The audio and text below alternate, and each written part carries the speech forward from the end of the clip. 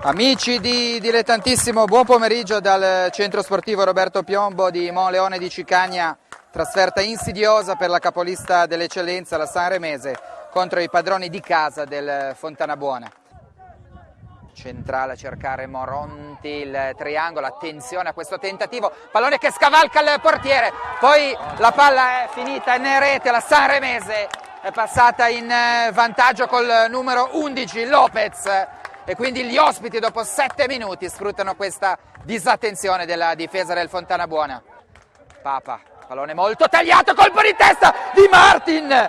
Lopez è ancora lui, 2-0, sempre distratta la difesa del Fontanabuona. La Sanremese rischia di chiudere qua la gara.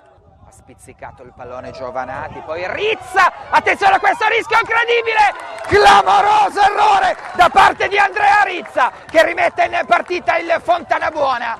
Vicina al centrocampo Memoli prova ad allargare, si fa scavalcare il pallone Pinacci, solo davanti al portiere, la parata in calcio d'angolo di Fantini. Lancio in profondità, Moronti si presenta solo davanti al portiere e guardiamo un po' cosa decide l'arbitro. Calcio di rigore all'impressione, cartellino giallo, parte Moronti, 3-1 Sanremese, poi rischia qualcosina, allora Siciliano in mezzo, altra occasione per la Sanremese, Moronti e siamo 4-1. Passaggio verso Miceli, ancora Lopez dentro l'area, arriva Papa e siamo sul 5-1.